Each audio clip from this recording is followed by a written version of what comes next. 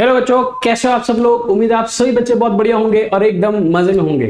बच्चों, class 12th one shot series के अंदर आप सभी का स्वागत है। और मैं आपको आज अकाउंटेंसी का क्लास 12th का पहला चैप्टर जो है पार्टनरशिप की फंडामेंटल्स या बेसिक्स ऑफ पार्टनरशिप, उसका एक वन शॉट लेक्चर देने वाला हूं। यानी कि पूरा का पूरा चैप्टर आज इसी एक लेक्चर के अंदर हम पूरा निपटा डालेंगे और एकदम से बढ़िया तरीके से हम इसकी रिवीजन कर देंगे। तो फटाफट से अपनी कॉपी पेन निकाल लो और मेरे साथ शुरू करते हैं class 12th one shot series, पहला चैप्टर फंडामेंटल्स ऑफ पार्टनरशिप। चलिए सर शुरू करते हैं। तो बेटा, पार्टनरशिप की जब हमने शुरुआत करी थी तो हमने ये बात करी थी कि पार्टनरशिप होती क्या है। सो पार्टनरशिप एक रिलेशन है बिटवीन टू और मोर persons who have agreed to share the profits of a business carried on by all or any one of them on behalf of all। Partnership एक रिलेशन है, एक रिश्ता है दो या दो से ज्यादा लोगों के बीच में, जो लोग आपस में जुड़कर बिजनेस करना चाहते हैं। They agree to do business together. अब कैसे वो बिजनेस करेंगे, कैसे नहीं करेंगे, उसकी क्या टर्म्स एंड कंडीशंस होंगी, इसकी चर्चा हम बाद में करते हैं। बस मोटे तौर पर हमें बात समझ आती है कि पार्टनरशिप क्या है। वो एक रिलेशन है दो या दो से ज्यादा लोगों के बीच में। अब इसी डेफिनेशन में हमें दो चीजें याद रखनी है कि मिनिमम 2 लोग होने चाहिए और मैक्सिमम 50 लोग होने चाहिए एक पार्टनरशिप के अंदर। कम से कम 2 लोग होने चाहिए जो पार्टनरशिप शुरू करेंगे और ज्यादा से ज्यादा कितना अलाउड है, 50 लोग। ठीक है ना। ओके, जो लोग पार्टनरशिप करते हैं उन लोगों को हम एक दूसरे का पार्टनर बोलते हैं। इसका मतलब अगर एक व्यक्ति मिस्टर ए है और एक व्यक्ति मिस्टर बी है तो ये दोनों के दोनों जब पार्टनरशिप शुरू करेंगे ये दोनों आपस में पार्टनर कहलाएंगे। इसका मतलब both of them are partners and they started a partnership business. जो पार्टनरशिप बिजनेस को हम कलेक्टिवली बोलते हैं उसको हम एक पार्टनरशिप फर्म बोलते हैं और इस फर्म का एक पार्टनरशिप नेम होता है। फॉर एग्जाम्पल, ए और बी दो पार्टनर हैं, इन्होंने पार्टनरशिप फर्म शुरू करी और जो इनका बिजनेस का नाम है बिजनेस का नाम मैंने आपको बताया था ना एग्जाम्पल में। हाँ सर, इन दोनों ने एक बिजनेस शुरू किया, इसका नाम क्या रखें? बेटे मेरे लिए तो बहुत अच्छा नाम होता है टिचकुले एंड टिचकुले। क्या बात है। तो टिचकुले एंड टिचकुले एक बिजनेस है जिसके 2 पार्टनर ए और बी हैं और ये एक पार्टनरशिप बिजनेस है। पार्टनरशिप एक दोनों के बीच में रिलेशन है, कम से कम 2 लोग और ज्यादा से ज्यादा 50 लोग। देखो 2 लोग तो पार्टनरशिप एक्ट में लिखा है, हम जो पढ़ रहे हैं ना वो पार्टनरशिप एक्ट ऑफ 1932 है। उसमें मिनिमम कितने लोग होंगे ये तो पता है, 2 या 2 से ज्यादा। पर उस पार्टनरशिप एक्ट में मैक्सिमम की कोई डेफिनेशन नहीं है। मैक्सिमम लोगों की जब हम बात करते हैं तो हमारे को कंपनीज एक्ट बताता है, कंपनीज एक्ट 2013 का बताता है कि मैक्सिमम कितने लोग अलाउड हैं। उसके हिसाब से जब हम रूल पढ़ते हैं, रूल है ना, जो कंपनीज एक्ट के ही रूल्स होते हैं, उस रूल्स के हिसाब से पता चलता है कि 50 लोग हो सकते हैं मैक्सिमम। तो ये जो 50 लोग है ना, ये companies act 2013 plus rule number 10 के हिसाब से है। ठीक है, इतना याद रखना, इससे ज्यादा आपको याद रखने की जरूरत नहीं है। कम से कम 2 लोग, ज्यादा से ज्यादा 50 लोग। बढ़िया सर, पार्टनरशिप तो बात समझ आती है। आगे बढ़ते हैं सर, पार्टनरशिप डीड क्या होती है। देखो अभी हमने बात करी थी ना कि 2 या 2 से ज्यादा लोग आपस में एग्री करेंगे। बोलो बेटे क्या करेंगे? आपस में एग्री करेंगे। तो एग्री करने का मतलब क्या होता है? एक दूसरे की हाँ में हाँ मिलाना, एक दूसरे की हाँ में हाँ मिलाना, इसको एग्री करना बोलते हैं। जैसे कि मैंने आपको बोला चलो यार घूमने चलते हैं, गोवा चलते हैं। तुमने बोला हाँ सर गोवा चलते हैं, पीडब्ल्यू के खर्चे पे चलेंगे। मैंने कहा ठीक है, पीडब्ल्यू के खर्चे पर चलेंगे, आओ गोवा चलते हैं। तो तुमने भी हाँ में हाँ मिला दी, मैंने भी हाँ में हाँ मिला दी। इसका मतलब हम दोनों ने आपस में एग्रीमेंट कर लिया, एग्री कर लिया। किसी भी एक विषय पर दोनों का हाँ होना एक एग्रीमेंट होना होता है। अब ये जरूरी नहीं है कि ये जो एग्रीमेंट है, ये जरूरी नहीं है कि ये जो एग्रीमेंट है ये केवल और केवल रिटन हो। ये एग्रीमेंट ओरल भी हो सकता है और ये एग्रीमेंट रिटन भी हो सकता है। अगर हम दोनों ने आपस में बिजनेस शुरू करने के लिए एक दूसरे से हाँ में हाँ करी है लेकिन मुंह जुबानी करी है, किसी कागज के टुकड़े पर लिखकर नहीं किया है, तो इसको हम क्या बोलते हैं? Oral agreement. वैलिड है, कोई प्रॉब्लम नहीं है। लेकिन अगर तुमने और मैंने मिलकर एक पार्टनरशिप बिजनेस शुरू करना है और एक दूसरे के साथ जो भी हमने टर्म्स एंड कंडीशंस तय करनी है, जो भी हमने एग्रीमेंट करना है, उसको हम लिखित फॉर्मेट में करेंगे, रिटन फॉर्मेट में करेंगे, तो उसको बोलते हैं रिटन एग्रीमेंट। तो एक हो सकता है ओरल एग्रीमेंट और एक हो सकता है रिटन एग्रीमेंट।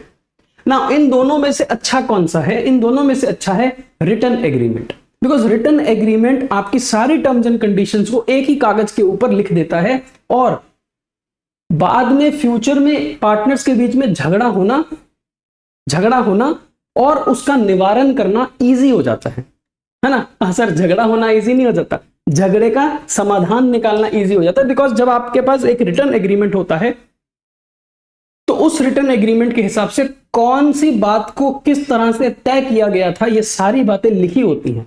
तो पार्टनर ए और पार्टनर बी के आपस में झगड़ा होने का कोई रीजन नहीं बनता, ठीक है ना। लेकिन जब हम ओरल एग्रीमेंट करते हैं तो किसने क्या बात करी थी, किसने कौन सी बात पर एग्री किया था, किसने कौन सी बात पर एग्री नहीं किया था, यह बताना बड़ा मुश्किल है, because there is an oral agreement. कौन सही कौन गलत पता नहीं। रिटन एग्रीमेंट में यही फायदा है कि एक कागज के पन्ने पर सब कुछ लिखा हुआ है, कौन सही कौन गलत, दूध का दूध पानी का पानी इसी वक्त हो जाएगा, इसलिए झगड़े होने भी कम हो जाते हैं। और अगर झगड़ा किसी कारण से हो भी गया तो उसका समाधान निकालना बड़ा इजी हो जाता है, because everything is written in the agreement. Okay, अगर बेटा हम रिटन एग्रीमेंट की बात करें तो रिटन एग्रीमेंट को हम बोलते हैं partnership deed. So what is a partnership deed? Partnership deed is a written agreement entered into by the partners that gives the condition subject to which the partnership has been done. यानी कि एक कागज का टुकड़ा जिसके ऊपर आपने सारी टर्म्स एंड कंडीशंस लिखी हैं, जिन भी टर्म्स एंड कंडीशंस को पार्टनर ए और पार्टनर बी ने एग्री किया है, उस कागज के पन्ने को, उस कागज के टुकड़े को हम क्या बोलते हैं? पार्टनरशिप डीड बोलते हैं। Okay, now there is no condition to have a partnership deed. जरूरी नहीं है कि आपको रिटन पार्टनरशिप डीड चाहिए ही चाहिए, जरूरी नहीं है, आप ओरल एग्रीमेंट भी कर सकते हो, नो प्रॉब्लम। पर मैंने आपको बताया रिटन होने के फायदे हैं, ओरल होने के नुकसान हैं। ऑल राइट, आगे बढ़ते हैं। सर इसके बाद दो बातें हमारे को समझनी है कि या तो हमारे पास बेटा पार्टनरशिप डीड होगी या फिर हमारे पास पार्टनरशिप डीड नहीं होगी। सिंपल, या तो हमने ओरल एग्रीमेंट किया है या हमने रिटन एग्रीमेंट किया है। अगर हमने ओरल एग्रीमेंट किया है इसका मतलब हमारे पास कोई कागज का टुकड़ा नहीं है, there is no partnership deed. और अगर हमने रिटन एग्रीमेंट किया है इसका मतलब there is a partnership deed. Now if there is a partnership deed, अगर आपके पास पार्टनरशिप डीड है, देन मैंने आपको बोला था do whatever is written in the partnership deed. आपको हर वो काम करना पड़ेगा जो पार्टनरशिप डीड के अंदर लिखा है। पार्टनरशिप डीड में अगर लिखा है कि दोनों पार्टनर बराबर के हैं तो फिर बराबर के हैं, दोनों पार्टनर अनइक्वल हैं तो अनइक्वल हैं, 3:2 4:1 कुछ भी। दोनों पार्टनर ने कितना कितना पैसा लगाया है वो भी पार्टनरशिप डीड में लिखा होगा। दोनों पार्टनर को कितना प्रॉफिट का हिस्सा मिलेगा वो भी पार्टनरशिप डीड में लिखा होगा। क्या किसी पार्टनर को उसके कैपिटल पर इंटरेस्ट मिलेगा वो भी पार्टनरशिप डीड में लिखा होगा। क्या किसी पार्टनर की ड्राइंग्स के ऊपर इंटरेस्ट चार्ज होगा वो भी पार्टनरशिप डीड में लिखा होगा। क्या किसी पार्टनर को काम करने के लिए पार्टनर की सैलरी मिलेगी वो भी पार्टनरशिप डीड में लिखा होगा। क्या किसी पार्टनर को कमीशन बोनस रेम्यूनरेशन कुछ मिलेगा? अगर ऐसा लिखा है तो आपको हर वो काम करना है जो पार्टनरशिप डीड कहती है, हर वो काम करना है जो पार्टनरशिप डीड कहती है। यानी कि जब आप प्रॉफिट्स का बंटवारा करना चाहोगे, जब आप प्रॉफिट्स की डिस्ट्रीब्यूशन करना चाहते हो, उस टाइम पर आपको हर वो चीज करनी पड़ेगी जो पार्टनरशिप डीड में लिखा होगा। आई बात समझ में? ओके सर, पर पॉइंट उठता है कि सर जब पार्टनरशिप डीड नहीं होगी फिर क्या करेंगे? बेटे अगर पार्टनरशिप डीड नहीं होगी तो फिर आप वो करोगे जो पार्टनरशिप एक्ट ऑफ 1932 कहता है। और पार्टनरशिप एक्ट ऑफ 1932 आपको केवल 5 बातें कहता है। समझ आई? हाँ सर समझ आ गई। अगर पार्टनरशिप डीड है तो पार्टनरशिप डीड के हिसाब से प्रॉफिट डिस्ट्रीब्यूट करना है, जो जो लिखा है वैसा वैसा करते चले जाएंगे। और अगर पार्टनरशिप डीड नहीं है तो वो करना है जो पार्टनरशिप एक्ट ऑफ 1932 कहता है। और ये कहता क्या है? ये सर 5 पॉइंट कहता है। बताओ सर कौन से 5 पॉइंट कहता है? बेटा अगर पार्टनरशिप डीड नहीं है तो हमारे को 5 पॉइंट कहता है। सबसे पहला, सारे पार्टनर इक्वल, सारे पार्टनर इक्वल, यानी कि नफा होगा, नुकसान होगा, प्रॉफिट होगा, लॉस होगा, सभी पार्टनर के बीच में बराबर बराबर बांटेंगे। किसी भी पार्टनर को कोई भी आईओसी इंटरेस्ट ऑन कैपिटल नहीं देना है। किसी भी पार्टनर की ड्राइंग्स के ऊपर इंटरेस्ट ऑन ड्राइंग्स चार्ज नहीं करना है। पार्टनर ने अगर बिजनेस को बचाने के लिए, पार्टनर ने अगर बिजनेस को सपोर्ट करने के लिए किसी भी टाइम पर लोन दिया था, if any partner has given a loan to the partnership firm, then उस पार्टनर के लोन के ऊपर हमें उसको इंटरेस्ट देना होगा, इंटरेस्ट ऑन लोन देना होगा। लेकिन अगर कोई भी एग्रीमेंट नहीं है तो 6% पर एनम तक का उसको हमें इंटरेस्ट ऑन लोन देना होगा। किसी भी पार्टनर को कोई सैलरी, कोई कमीशन, कोई बोनस, रेम्यूनरेशन कुछ नहीं मिलेगा। बस 5 पॉइंट सिंपल सिंपल से तो थे। सारे partner equal, no IOC, no IOD, no salary, bonus, commission, remuneration. लेकिन अगर किसी पार्टनर ने लोन दिया है तो इंटरेस्ट ऑन लोन मिलेगा 6% पर एनम के हिसाब से। खत्म हो गई बात। इससे सिंपल तो क्या होगा सर? कुछ नहीं होगा। आइए चलो, फिर हमने बात करी थी पीएनएल एप्रोप्रिएशन अकाउंट कैसे बनाएंगे। तो बेटा PNL appropriation account is for distribution, PNL appropriation account is for distribution of profit. PNL appropriation account का और कोई काम नहीं है बेटा, मैं फिर से बोल रहा हूं, पीएनएल एप्रोप्रिएशन अकाउंट का कोई काम नहीं है। एक ही काम है, प्रॉफिट का बंटवारा करना, प्रॉफिट का डिस्ट्रीब्यूशन करना, प्रॉफिट का डिवीजन करना बिटवीन दी पार्टनर्स। बस इसी पर्पस के लिए हम पीएनएल एप्रोप्रिएशन अकाउंट बनाते हैं और कोई काम धंधा नहीं है पीएनएल एप्रोप्रिएशन का। No purpose whatsoever, it is only made for the purpose of dividing the profits among partners. Okay, PNL appropriation account हम जब बनाते हैं तो पीएनएल एप्रोप्रिएशन की सबसे पहली आइटम जो होती है वो होती है profit as per PNL account. जब हम इस प्रॉफिट की बात करते हैं तो बेटा ये फाइनल नेट प्रॉफिट होना चाहिए। इसका मतलब पहले आप पीएनएल अकाउंट बनाओगे, पहले आप पीएनएल अकाउंट बनाओगे, उसके बाद आप पीएनएल एप्रोप्रिएशन अकाउंट बनाओगे। ठीक है, जब आप पीएनएल अकाउंट बनाओगे तो बेटा इसमें सारे खर्चे माइनस करने हैं आपने। सबसे पहले सारे खर्चे माइनस करने हैं। जैसे कि अगर किसी पार्टनर को इंटरेस्ट ऑन लोन देना है तो वो आपको पीएनएल में देना है। अगर किसी पार्टनर को रेंट देना है, रेंट देना है, मान लो उसकी जगह यूज कर रहे हैं हम उस पार्टनर की, तो उस पार्टनर को उसकी जगह का रेंट देना है। तो अगर किसी पार्टनर को रेंट देना है तो वो भी पीएनएल में देना है। अगर हमने मैनेजर को कमीशन देना है, मैनेजर को कमीशन देना है, वो भी पीएनएल में देना है। ठीक है ना? ये सब कुछ देने के बाद आप एक फाइनल नेट प्रॉफिट पर पहुंचोगे। फाइनल नेट प्रॉफिट, ये जो फाइनल नेट प्रॉफिट होगा ये यहां पर ट्रांसफर किया जाता है, ये यहां पर ट्रांसफर किया जाता है फाइनल नेट प्रॉफिट। ठीक है, इस प्रॉफिट के ऊपर केवल और केवल पार्टनर का हक है। Only it belongs to the partners. बस समझ आ गई? तो बच्चे पूछते सर इंटरेस्ट ऑन लोन कहां पर देंगे? अरे बेटा इंटरेस्ट ऑन बैंक लोन कहां पर दोगे? यहीं दोगे ना। तो इंटरेस्ट ऑन पार्टनर्स लोन भी कहां पर दोगे? पीएनएल में। Rent of factory, rent of godown, rent of office, rent of दुकान कहां दोगे? पीएनएल में ना। तो अगर रेंट आपने पार्टनर को दिया है बिकॉज उसकी जगह आप इस्तेमाल कर रहे हो तो कहां दोगे उसको रेंट? पीएनएल में। तो आपको क्यों कंफ्यूजन रहती है कि इंटरेस्ट ऑन लोन कहां पर देंगे, इंटरेस्ट ऑन लोन कहां पर देंगे? बेटे बैंक को इंटरेस्ट कहां पर देगा? पीएनएल में देगा ना। तो क्या फर्क पड़ता है तूने बैंक से लोन लिया या पार्टनर से लोन लिया? लोन तो लोन है, लोन के ऊपर का जो इंटरेस्ट है वो चुकाना पड़ेगा, प्रॉफिट हो चाहे ना हो, इंटरेस्ट विल बी पेएबल। और इंटरेस्ट जो आपको पे करना है वो इंटरेस्ट आपका खर्चा होता है। खत्म हो गई बात। ओके सर, समझ आ गई।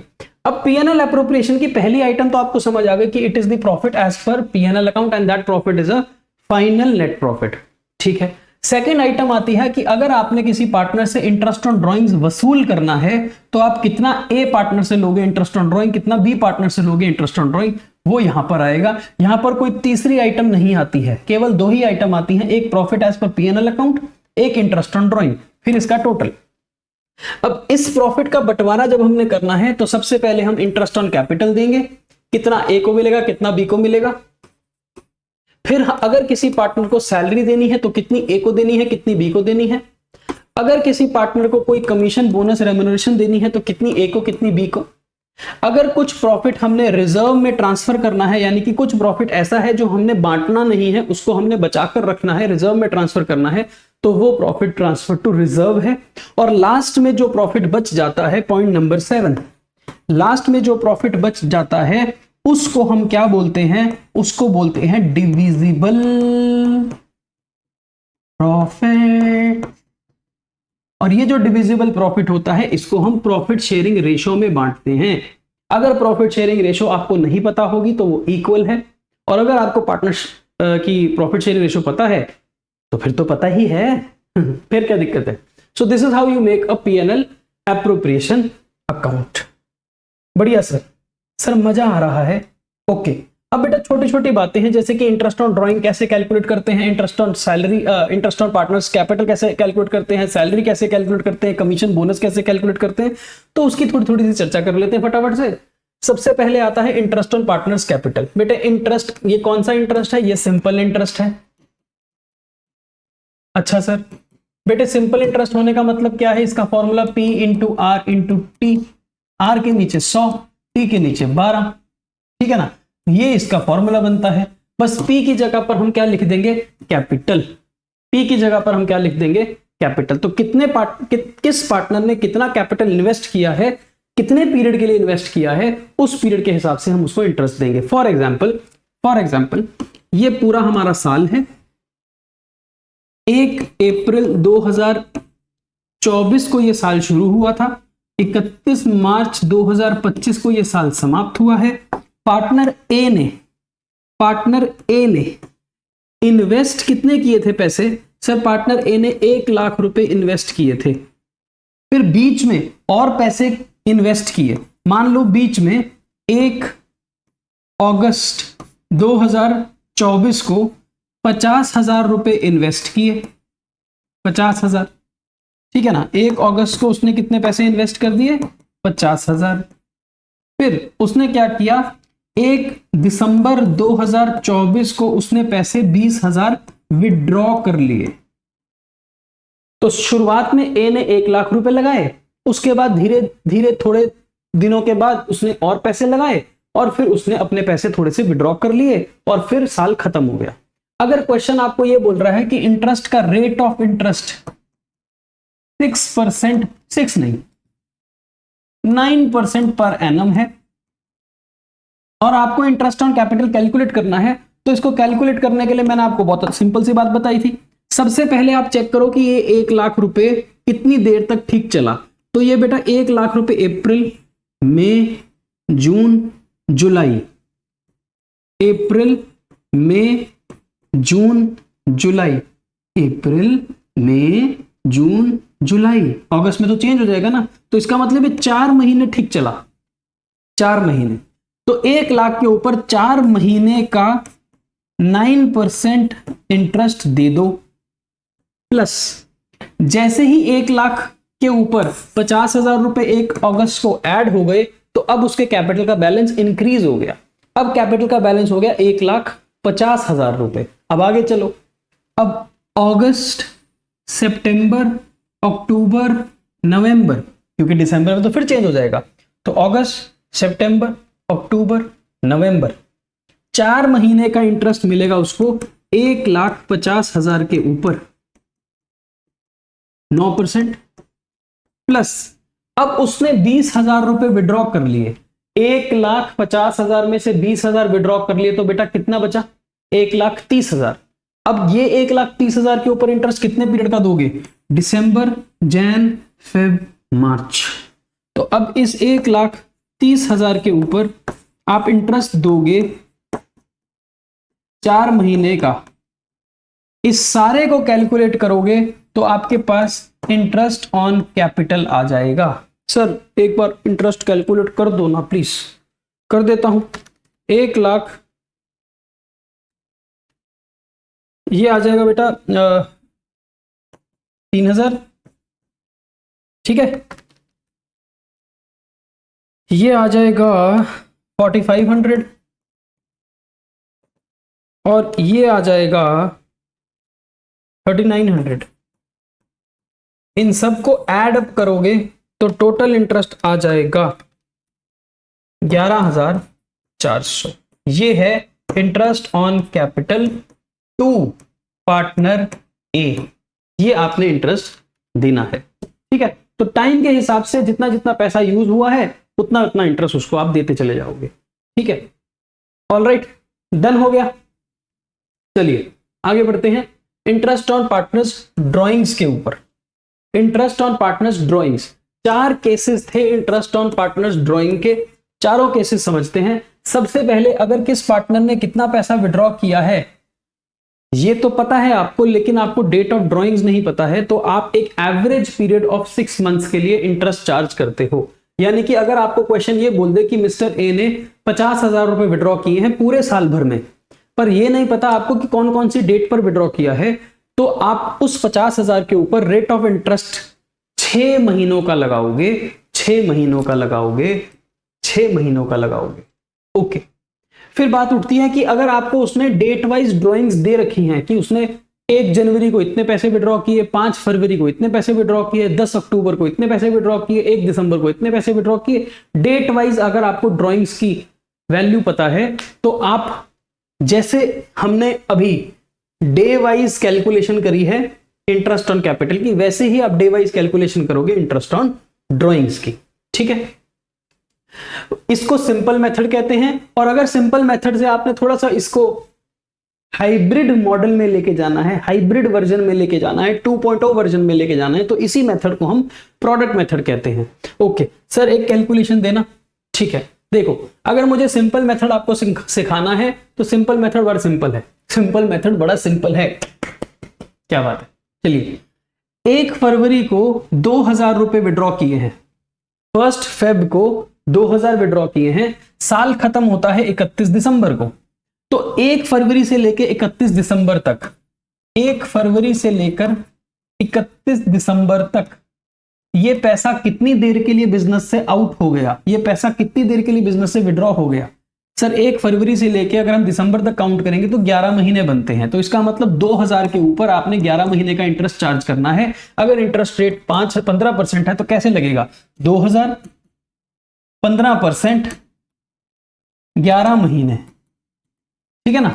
ऐसे ही अगर 1 मई को पैसा विड्रॉ किया है 5,000, तो मई से लेकर 31 दिसंबर तक कितना टाइम होता है, मई जून जुलाई अगस्त सितंबर अक्टूबर नवंबर दिसंबर, टोटल होते हैं 8 महीने। तो इस 5,000 पर 8 महीने का इंटरेस्ट लगेगा। कैसे लगेगा, 5,000 इंटू 15% इंटू 8/12, इसको सॉल्व करोगे तो 500 रुपए आएगा, ठीक है। फिर अगर 30 जून को पैसा विड्रॉ हुआ है 2,000, तो 30 जून से लेकर 31 दिसंबर तक कितना टाइम होता है, जुलाई अगस्त सितंबर अक्टूबर नवंबर दिसंबर, 6 महीने। तो 2,000 पर 6 महीने का इंटरेस्ट लगेगा। 2,000 इंटू 15% इंटू 6/12, इसको सॉल्व करोगे तो आंसर आ जाएगा 150। तो 275 रुपए पहला इंटरेस्ट, 500 रुपए दूसरा, 150 रुपए तीसरा, तो टोटल इंटरेस्ट कितना हो गया, 925 रुपए। इसको बोलते हैं सिंपल मेथड। डे वाइज आप इंटरेस्ट कैलकुलेट करोगे, मंथ वाइज इंटरेस्ट कैलकुलेट करोगे। इसी क्वेश्चन को अगर मैं हाइब्रिड वर्जन से करूं तो उसको हम बोलते हैं प्रोडक्ट मेथड। प्रोडक्ट मेथड में हम क्या करते हैं, instead of calculating P into R into T, P into R into T, P into R into T, 3 बार P into R into T करने के बजाय हम क्या करेंगे, हम 2,000 रुपए विड्रॉ किए हैं 11 महीने के लिए, 5,000 विड्रॉ किए हैं 8 महीने के लिए, 2,000 विड्रॉ किए हैं 6 महीने के लिए, तो हम इसका प्रोडक्ट निकाल देंगे। 2,000 into 11 is 22,000, 5,000 into 8 is 40,000, 2000 into 6 is 12000। फिर हम इस प्रोडक्ट का एक टोटल लगाएंगे, टोटल आएगा 74,000 और इस टोटल 74,000 के ऊपर हम 15% इंटरेस्ट चार्ज करेंगे, लेकिन बेटा 1 महीने का चार्ज करेंगे, फॉर 1 मंथ चार्ज करेंगे, क्योंकि वो मंथ की कैलकुलेशन मल्टीप्लीकेशन में आ चुकी है।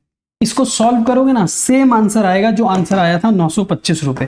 करके देख लो, 925 ही आएगा। चलो मैं भी करके देख ही लेता हूं। 74,000 के ऊपर 15% डिवाइड बाई 12, 925 रुपए ही आएगा। ये है प्रोडक्ट मेथड, ठीक है ना। ऑल राइट, लास्ट मेथड जो आता है वो है फॉर्मूला अप्रोच। लास्ट मेथड जो आता है वो है फॉर्मूला अप्रोच। ये फॉर्मूला अप्रोच हम कब लगाते हैं? ये फॉर्मूला अप्रोच हम लगाते हैं जब 2 कंडीशन सेटिस्फाई होती हैं। सर ये क्या रह गया बीच में? बेटा ये है कि अगर आपको डेट ऑफ ड्राइंग नहीं पता तो आप 6 महीने का इंटरेस्ट लगाओगे। फॉर एग्जांपल अगर लिखा है as total drawings for the year was ₹35,000, rate of interest on drawing is 12% per annum। तो आप इंटरेस्ट कितना लगाओगे? अब उसने ये तो नहीं बताया ना कि आपने 35,000 रुपए कौन सी डेट पर विड्रॉ किए हैं, और क्या आपने 5,000 करके विड्रॉ किए हैं, क्या आपने 10,000, 5,000, 3,000, 2,000 ऐसे विड्रॉ किया है। डेट ऑफ ड्रॉइंग नहीं पता आपको। आपको ये पता है कि टोटल पूरे साल में कितना पैसा विड्रॉ हुआ है। तो आप अगर इंटरेस्ट ऑन ड्राइंग कैलकुलेट करोगे तो कैसे करोगे? 35,000 के ऊपर आप इंटरेस्ट लगाओगे 12%, लेकिन 6 महीने का, ठीक है ना। तो ये जब आपको डेट ऑफ ड्राइंग्स मिसिंग होती है तब लगता है। चलिए अब आते हैं वापस फॉर्मूला अप्रोच के ऊपर। बस इसके बाद तो हमारा क्वेश्चन सॉल्व करेंगे हम, सिंपल है इसके बाद तो, ठीक है ना। फॉर्मूला अप्रोच 2 कंडीशन सेटिस्फाई होने पर लगता है। पहली कंडीशन क्या है कि हर बार जो अमाउंट विड्रॉ होगा वो सेम अमाउंट विड्रॉ होना चाहिए, 500 500 500 500 500 500 सेम अमाउंट विड्रॉ होना चाहिए, और जो गैप बिटवीन द 2 विड्रॉल्स है वो सेम होना चाहिए। इसका मतलब पहली और दूसरी विड्रॉल के बीच में अगर 1 महीने का गैप है तो दूसरी और तीसरी के बीच में भी 1 महीने का गैप होना चाहिए, तीसरी और चौथी के बीच में भी 1 महीने का गैप होना चाहिए। ऐसे करते करते हर ड्रॉइंग्स के बीच में 1-1 महीने का ही गैप होना चाहिए। इसका मतलब the frequency of withdrawal remains same, the gap between the consecutive drawings remains the same, the time interval should be same। अगर ये दोनों कंडीशन सेटिस्फाई हो जाती हैं तो हम इंटरेस्ट ऑन ड्राइंग का फॉर्मूला लगाते हैं। इंटरेस्ट ऑन ड्राइंग का फॉर्मूला होता है टोटल अमाउंट विड्रॉल या total amount of drawings multiplied by rate upon 100 multiplied by average period divide by 12। अब ये एवरेज पीरियड कैसे निकलता है? इस एवरेज पीरियड को निकालने के लिए हमारे पास एक और फॉर्मूला है। Average period is equal to time left after first withdrawal plus time left after last withdrawal divided by 2। और ये जो एवरेज पीरियड है इसका मैंने आपको एक टेबल बनाकर दिया था, याद है? हाँ सर, हमें याद है। तो एवरेज पीरियड का हमारे पास एक टेबल भी था जिसमें मोटे तौर पर हमने ये बात करी थी कि ड्राइंग्स 3 तरह से नॉर्मली की जाती हैं, या तो महीने की शुरुआत में, या महीने के मिडिल में, या महीने के एंड में। अगर आपने पूरे साल भर मतलब फॉर 12 मंथ्स हर महीने की पहली तारीख को पैसा विड्रॉ किया है तो 1 जनवरी, 1 फेब, 1 मार्च, 1 अप्रैल करते करते आपने 12 बार विड्रॉल किया होगा। तो आपका जो एवरेज पीरियड आएगा, यानी कि टाइम, या जो यहां पर टाइम आएगा एवरेज पीरियड, ये आएगा 6.5 महीने। अगर आपने महीने की मिडिल में किया होगा 15 जनवरी, 15 फरवरी, 15 मार्च ऐसे करके, तो एवरेज पीरियड आएगा 6 महीने। और अगर आपने हर महीने के एंड में विड्रॉल किया है, यानी कि 31 जनवरी, 28 फरवरी, 31 मार्च, 30 अप्रैल, तो टाइम आएगा 5.5 महीने। यही काम अगर आप आधे साल के लिए करते हो, यानी कि आपने जो पैसा विड्रॉ किया है वो पूरे साल भर विड्रॉ नहीं किया है, आपने 6 महीने विड्रॉल किया है, और ये कोई भी 6 महीने विड्रॉ करा होगा अगर आपने, तो इसके ऊपर क्या एवरेज पीरियड आएगा? अगर बिगिनिंग है तो 3.5 महीने, अगर मिडिल है तो 3 महीने, अगर एंड ऑफ द मंथ है तो 2.5 महीने। ठीक है। अगर आपने विड्रॉल किए हैं क्वार्टरली, इसका मतलब पहले क्वार्टर के बिगिनिंग में, सेकंड क्वार्टर के बिगिनिंग में, थर्ड क्वार्टर के बिगिनिंग में, फोर्थ क्वार्टर के बिगिनिंग में, तो आप जो इंटरेस्ट लगाओगे वो 7.5 महीने का लगाओगे। अगर आपने पहले क्वार्टर के मिडिल में पैसा विड्रॉ किया है, सेकंड क्वार्टर के मिडिल में, थर्ड के मिडिल में और फोर्थ के मिडिल में, तो आप 6 महीने का इंटरेस्ट लगाओगे। और अगर आपने हर क्वार्टर के एंड में पैसा विड्रॉ किया है तो आप 4.5 महीने का इंटरेस्ट लगाओगे। तो ये एवरेज टेबल आया कैसे है? Time left after first withdrawal plus time left after last withdrawal divided by 2। In detail मैंने बैच में भी कराया हुआ है, अदरवाइज आप ये फॉर्मूला टेबल यूज कर सकते हो जिसमें आपको एवरेज पीरियड मिल जाता है। ठीक है ना, इससे ज्यादा इसकी कैलकुलेशन यहां पर हम कर नहीं सकते वन शॉट के अंदर। ओके सर, ये क्या है सर? What is this? बेटा ये क्वेश्चन है। आइए एक क्वेश्चन सॉल्व करते हैं फटाफट से और जानते हैं कि हम कैसे पीएनएल एप्रोप्रिएशन अकाउंट बना सकते हैं। तो क्वेश्चन ने हमें बोला है कि पीएनएल एप्रोप्रिएशन अकाउंट बनाकर दो। तो आपका काम क्या है? फटाफट से कॉपी निकालो बेटा और मेरे साथ साथ पीएनएल एप्रोप्रिएशन अकाउंट बनाओ। सर पीएनएल एप्रोप्रिएशन अकाउंट कैसे बनता है मेरे भाई? पीएनएल एप्रोप्रिएशन अकाउंट ऐसे बनता है, इसका एक फॉर्मेट होता है। अच्छा सर, हमें तो पता ही नहीं था। शुक्रिया आपका कि आपने हमारे को फॉर्मेट बताया। लो जी लिखो, profit and loss appropriation account. ठीक है, सबसे पहली चीज बेटा इसमें क्या थी? Profit as per PNL. तो during the year the business firm earned a profit of 3,50,000 रुपए। पूरे साल भर में हमने कितना प्रॉफिट कमाया है वो लिख दो, by PNL account bracket net profit. पूरे साल भर में हमने 3,50,000 रुपए कमाया है। ओके, डीईएफ पार्टनर है, 578 की इनकी रेशो है, फिक्स्ड कैपिटल है 5 लाख, 7 लाख, 8 लाख। पार्टनरशिप डीड में क्या लिखा है? पार्टनरशिप डीड में लिखा है कि हर पार्टनर को इंटरेस्ट ऑन कैपिटल देना है 10%। तो दे दो बेटे, 2 इंटरेस्ट ऑन कैपिटल। किस किस पार्टनर को इंटरेस्ट देना है? डीईएफ। तो यहां लिखेंगे बेटे D's current account is current account, F's current account. Sir current account क्यों लिखेंगे? क्योंकि बेटा यहां पर ना फिक्स्ड कैपिटल लिखा है। अभी हम बात करेंगे इस क्वेश्चन के बाद कि फिक्स्ड कैपिटल और फ्लक्चुएटिंग क्या होता है। फिलहाल के लिए अभी आप ऐसे समझ लो, हालांकि ये रिवीजन है तो आपको पता है कि फिक्स्ड कैपिटल है तो करंट अकाउंट बनता है, कोई बड़ी बात थोड़ी है। ऐसा कोई बच्चा थोड़ी होता है कि जो सिर्फ वन शॉट देखने आ जाता है। अगर कोई बच्चा सिर्फ वन शॉट देखकर अपनी रिवीजन कर रहा है बेटे, वो गलत काम कर रहा है। मैं इस चीज को आपको मना करता हूं। वन शॉट आपको तभी देखना होता है जब आपने सारा चैप्टर अपने आप से कर लिया है, अब आप सिर्फ रिवीजन करना चाहते हो। वन शॉट कभी भी इसलिए नहीं होता है कि आप फर्स्ट टाइम पढ़ो। फर्स्ट टाइम तो आपको बैच में पढ़ना पड़ेगा, फर्स्ट टाइम तो आपको डिटेल में सब कुछ पढ़ना पड़ता है। One shot is only for the purpose of revision. ये मैं बहुत क्लियरली बात बोलता हूं हमेशा। ओके सर, 10% इंटरेस्ट देना है तो 50,000, 70,000 और 80,000 दे दो सर। 50,000, 70,000, 80,000, टोटल आ जाएगा 2 लाख। सही है, 50, 70, 80। ठीक है, इसके बाद हमने सैलरी देनी है एफ को, मंथली सैलरी देनी है। तो 2 पार्टनर्स सैलरी किसको देनी है? एफ को। तो एफ करंट अकाउंट कितनी सैलरी देनी है बेटा? 10,000 रुपए महीने की, इसका मतलब 1,20,000 सालाना। ऑलराइट, इसके बाद कहता है हमने इंटरेस्ट ऑन ड्राइंग चार्ज करना है 12% पर एनम। तो ड्राइंग्स कितनी है बता रहा है। डी ने पैसा विड्रॉ किया है 40,000 31 जनवरी को। तो डी ने अगर 31 जनवरी को पैसा विड्रॉ किया और साल खत्म होता है 31 दिसंबर को, तो बेटा 40,000 के ऊपर आप इंटरेस्ट लगाओगे 12%। कितने महीने का? 31 जनवरी को पैसा विड्रॉ किया, 31 दिसंबर को साल खत्म हो रहा है, तो जनवरी का महीना निकल गया, 11 महीने का इंटरेस्ट लगेगा। ये कितना आ जाएगा? 440 रुपए।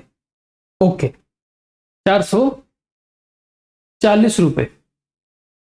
ठीक है, 440 आएगा, कितना आएगा एक सेकंड, 40,000 इंटू 11 डिवाइड बाय 100, 4400 आएगा। 440 नहीं आएगा, 4400 आएगा।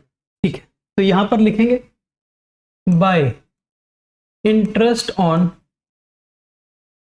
ड्रॉइंग्स इज करंट, इज नहीं, ओहो, डीज करंट 4400 अभी जो हमने कैलकुलेट किया, इसके बाद इज करंट अभी हम कैलकुलेट करेंगे, उसके बाद एफ्स करंट। ठीक है ना, अभी कैलकुलेट करते हैं बाकियों का। चलिए, ई ने पैसा विड्रॉ किया है 50,000 31 मार्च को। ई ने पैसा विड्रॉ किया है 50,000 31 मार्च को, तो 50,000 इंटू 12%।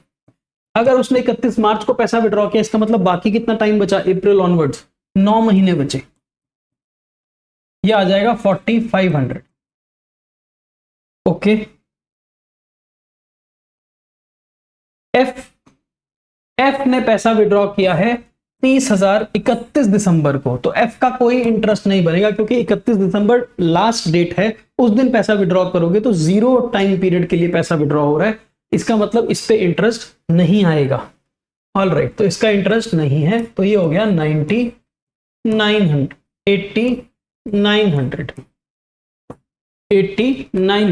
ठीक है ना। ओके, तो ये बन गया जी 358900। अब हम क्या करेंगे, 358900 में से हमने 2 लाख रुपए का इंटरेस्ट दे दिया, 1,20,000 की सैलरी दे दी, तो 2 लाख माइनस 1,20,000, अपने पास बचा 38,900। 38,900 हम डिविजिबल प्रॉफिट को ट्रांसफर कर देंगे, किस रेशो में ट्रांसफर कर देंगे, प्रॉफिट शेयरिंग रेशो में। लिखो, D's current account is current account, F's current account. बेटा क्या रेशो थी इनकी, इनकी रेशो थी 578, इनकी रेशो थी 578। ठीक है ना, इनकी रेशो है 578। तो जो एंड में प्रॉफिट बच जाता है, जिसको हम क्या बोलते हैं, डिविजिबल प्रॉफिट, लास्ट में बचा कुचा प्रॉफिट, जिस प्रॉफिट को हम प्रॉफिट शेयरिंग रेशो में बांटते हैं, तो इसको बांट दो, डिवाइडेड बाय 20 इंटू 5, तो ये आ जाएगा 9725 डिवाइडेड बाय 5 इंटू 7, ये आ जाएगा 13,615 और ये आ जाएगा 15,500। चेक कर लो एक बार,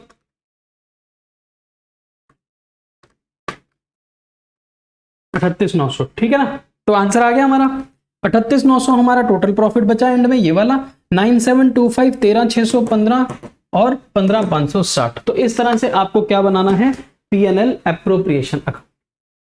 इजी है, पहले प्रॉफिट, फिर इंटरेस्ट ऑन ड्राइंग, फिर इंटरेस्ट ऑन कैपिटल, पार्टनर की salary, bonus, commission, remuneration, reserve में पैसा ट्रांसफर, एंड में जो पैसा बच जाएगा उसको हम प्रॉफिट शेयरिंग रेशो में डिविजिबल प्रॉफिट के नाम से बांट देंगे, जो भी इनकी प्रॉफिट शेयरिंग रेशो होगी। तो this is how you have to make a P&L appropriation account. Alright, okay, आगे बढ़ते हैं। इसके बाद आता है हमारे पास कैपिटल सिस्टम, इसके बाद आता है हमारे पास कैपिटल सिस्टम या फिर मेथड। हम 2 तरह से अपने कैपिटल अकाउंट्स मेंटेन कर सकते हैं, या तो हम फिक्स्ड कैपिटल पे अपना कैपिटल अकाउंट मेंटेन कर सकते हैं, या फिर हम फ्लक्चुएटिंग सिस्टम पर अपना कैपिटल अकाउंट मेंटेन कर सकते हैं। अगर हम फिक्स सिस्टम की बात करें तो हर पार्टनर के 2 अकाउंट होते हैं, एक होता है उसका कैपिटल अकाउंट और दूसरा होता है उसका करंट अकाउंट। लेकिन अगर हम फ्लक्चुएटिंग सिस्टम की बात करें तो हर पार्टनर का केवल और केवल कैपिटल अकाउंट होता है, हर पार्टनर का केवल एक ही अकाउंट होता है, कैपिटल अकाउंट। सर अब हम कौन सा सिस्टम फॉलो करेंगे, कौन सा सिस्टम नहीं फॉलो करेंगे, ये कैसे पता चलेगा? बेटा कौन सा सिस्टम फॉलो करना है, कौन सा नहीं फॉलो करना है, ये आप अपनी पार्टनरशिप डीड में लिख सकते हो, ठीक है। पर सर हम तो क्वेश्चन सॉल्व करेंगे, तो बेटा क्वेश्चन आपको बता देगा, क्वेश्चन आपको बोल देगा कि सिस्टम कौन सा है। फिक्स्ड है तो 2 अकाउंट बनाना, फ्लक्चुएटिंग है तो सिर्फ कैपिटल अकाउंट बनाना। क्वेश्चन अगर आपको नहीं बताए, क्वेश्चन अगर आपको ये नहीं बताए कि कौन सा सिस्टम है, तो बाय डिफॉल्ट हम फ्लक्चुएटिंग सिस्टम को फॉलो करते हैं। अगर क्वेश्चन साइलेंट है, इफ क्वेश्चन इज साइलेंट, अगर क्वेश्चन आपको ये बताना भूल जाए कि कौन सा सिस्टम फॉलो करोगे, तो हमेशा फ्लक्चुएटिंग सिस्टम फॉलो करना। ओके सर, करना क्या होता है इसमें बेटे, पार्टनर्स के फिक्स सिस्टम अगर आप मेंटेन कर रहे हो, तो हर पार्टनर के दो अकाउंट होंगे, एक पार्टनर का कैपिटल अकाउंट और दूसरा पार्टनर का करंट अकाउंट। अरे किसने बनाई है पीपीटी? करंट अकाउंट, ठीक है। एक पार्टनर का कैपिटल अकाउंट और एक पार्टनर का करंट अकाउंट। कैपिटल अकाउंट में सिर्फ 4 ही आइटम आती हैं, opening balance, closing balance, additional capital introduced, permanent capital withdrawal. कितना पैसा स्टार्टिंग में लगा था, कितना और लगा दिया, माइनस कितना विड्रॉ कर लिया, इज इक्वल टू कितना पैसा बच गया। इसमें सिर्फ 4 ही आइटम आती हैं, 5वीं आइटम इसमें आ नहीं सकती। Opening, additional, withdrawal, closing, opening, additional, withdrawal, closing. और कैपिटल अकाउंट का जो बैलेंस होता है, हमेशा कैपिटल अकाउंट का जो बैलेंस आएगा, कैपिटल अकाउंट का जो बैलेंस होगा वो हमेशा क्रेडिट बैलेंस होगा। डेबिट बैलेंस कभी भी नहीं हो सकता इस अकाउंट के अंदर। करंट अकाउंट की अगर हम बात करें, तो इसका ओपनिंग बैलेंस डेबिट क्रेडिट कहीं पे भी हो सकता है, यानी कि इसका क्रेडिट बैलेंस भी हो सकता है और ओपनिंग बैलेंस इसका डेबिट भी हो सकता है। सिमिलरली इसका क्लोजिंग बैलेंस डेबिट हो सकता है और क्लोजिंग बैलेंस क्रेडिट भी हो सकता है। फिर इसके अंदर जो आइटम्स आती हैं वो पीएनएल एप्रोप्रिएशन वाली आइटम आती हैं, interest on capital, bonus, commission, salary, profit का हिस्सा, एंड इधर इंटरेस्ट ऑन ड्रॉइंग लॉस का हिस्सा। अगर आप इंटरेस्ट ऑन कैपिटल दे रहे हो और इंटरेस्ट ऑन ड्रॉइंग भी चार्ज कर रहे हो, तो यहां पर आती है नॉर्मल विड्रॉल, यानी कि रेकरिंग ड्रॉइंग्स, ठीक है ना। तो ये एक आइटम इसमें फालतू होती है जो आपको अलग से दिखनी पड़ती है, नॉर्मल ड्रॉइंग्स। जैसे ये परमानेंट कैपिटल विड्रॉल है, वैसे ये नॉर्मल रेकरिंग विड्रॉल है अगेंस्ट प्रॉफिट, ठीक है ना। इसका बैलेंस कुछ भी हो सकता है, डेबिट क्रेडिट, क्योंकि ये डिपेंड करेगा प्रॉफिट ज्यादा है, लॉस ज्यादा है, ड्रॉइंग्स ज्यादा है, interest on drawing, interest on capital, उसका ये मिक्सचर है। तो इसका बैलेंस कहीं पर भी आ सकता है, लेकिन इसका बैलेंस हमेशा क्रेडिट होगा। तो करंट अकाउंट का जो बैलेंस है वो डेबिट भी हो सकता है, क्रेडिट भी हो सकता है, लेकिन कैपिटल अकाउंट का बैलेंस हमेशा क्रेडिट हो सकता है। अगर हम इन दोनों कैपिटल अकाउंट्स और करंट अकाउंट को मर्ज कर दें, इन दोनों को जोड़ दें, तो हम फ्लक्चुएटिंग कैपिटल सिस्टम पर आ जाएंगे, जिसमें पार्टनर का कैपिटल अकाउंट मर्ज्ड है। ये merged capital and current account है, मर्ज्ड अकाउंट है। यानी कि मैं अगर इसको और इसको मर्ज कर दूं, जोड़ दूं, तो ये बन जाएगा कैपिटल अकाउंट।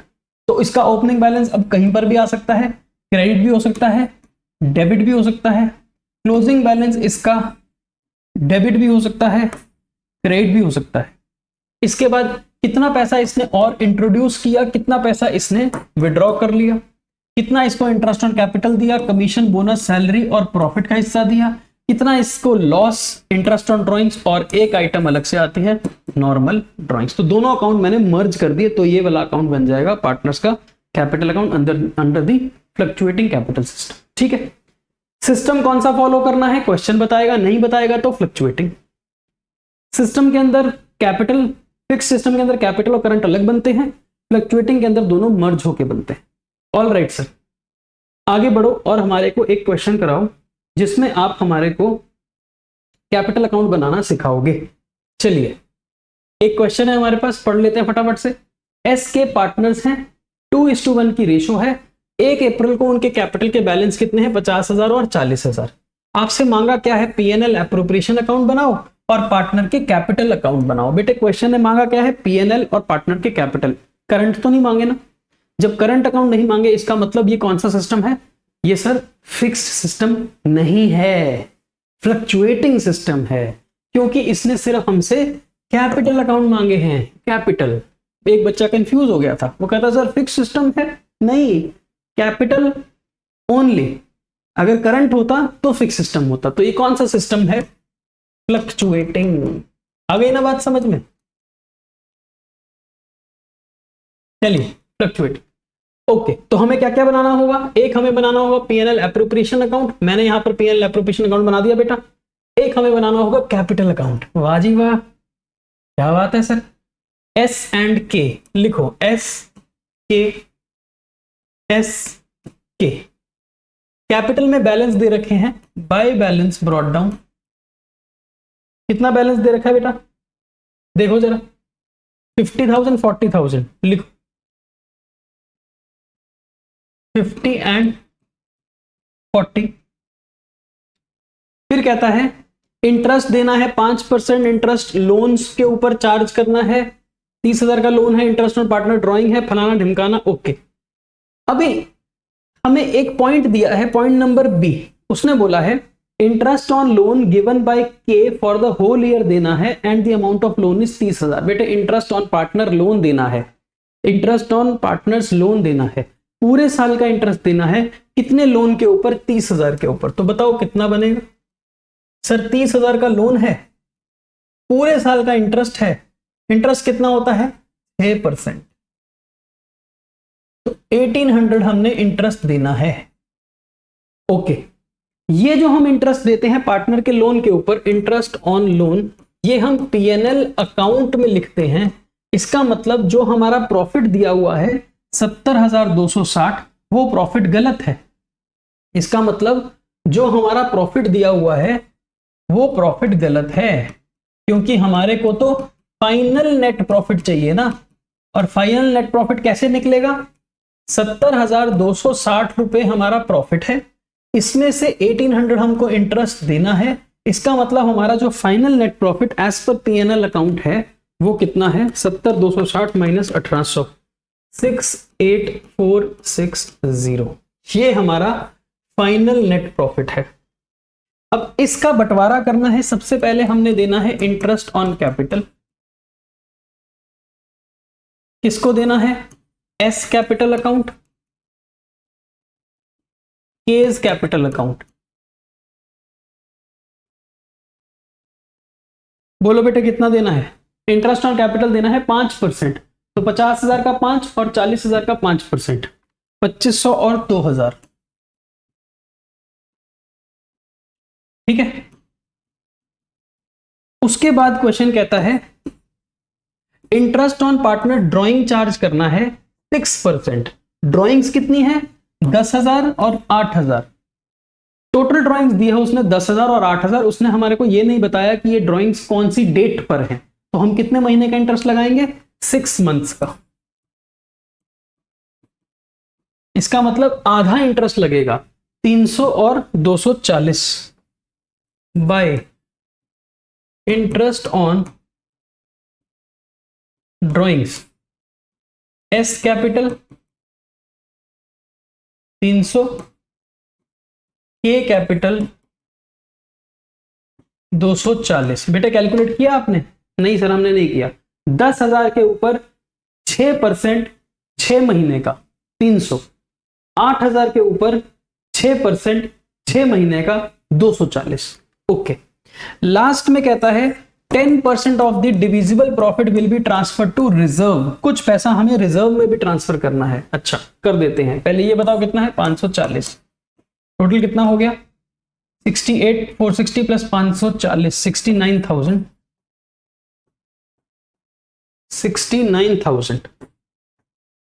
69,000 में से हमने 4,500, 69,000 में से हमने 4,500 तो प्रॉफिट बांट दिया है। तो हमारे पास 69,000 था, इसमें से हमने 4,500 इंटरेस्ट दे दिया, तो हमारे पास बच गया 64,500। इसका 10% हमें रिजर्व में पैसा ट्रांसफर करना है। 10% of the profit will be transfer to reserve. तो टू रिजर्व अकाउंट कितना आएगा? 6450। तो हमारे पास कितना बच जाएगा? हमारे पास बच जाएगा 58050। इसको हम प्रॉफिट ट्रांसफर लिखते हैं।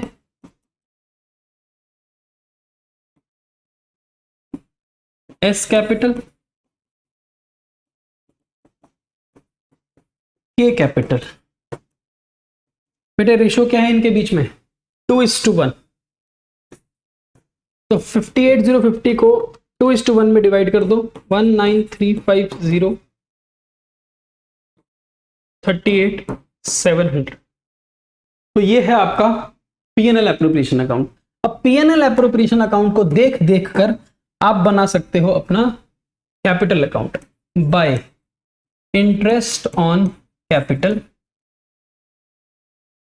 जो हमने इंटरेस्ट दिया है ये देखो 2500 और 2000, ये ऑपोजिट साइड पर जाएगा, तो 2500 2000, ठीक है, ये हो गया। ये ऑपोजिट साइड जाएगा, इंटरेस्ट ऑन ड्राइंग्स 300 और 240, to interest on drawings account 300 और 240। उसके बाद हमने ये प्रॉफिट ट्रांसफर करना है, तो ये प्रॉफिट इस तरफ जाएगा बाय पीएनएल एप्रोप्रिएशन अकाउंट, यानी कि प्रॉफिट ऐड हो जाएगा कैपिटल में 38,700 19,350। अब देखो ध्यान से देखा करो, हमेशा ध्यान से। इंटरेस्ट ऑन कैपिटल लग रहा है कैपिटल के ऊपर, इंटरेस्ट ऑन ड्राइंग लग रही है, ड्राइंग कहां पर है, मिसिंग, तो यहां पर आएगा ड्राइंग्स। तो आप यहां पर इसको कैश या बैंक लिख सकते हो, ब्रैकेट में ड्राइंग्स। कुछ बुक्स इसको डायरेक्टली टू ड्राइंग्स लिखती हैं, कुछ बुक्स इसको कैश और बैंक लिखती हैं। मैं कैश और बैंक लिख देता हूं, 10,000 और 8,000। चलिए, और कुछ है नहीं इस अकाउंट के अंदर। अब अगर आप इस अकाउंट का टोटल बैलेंस करेंगे तो आपके पास आंसर आ जाएगा।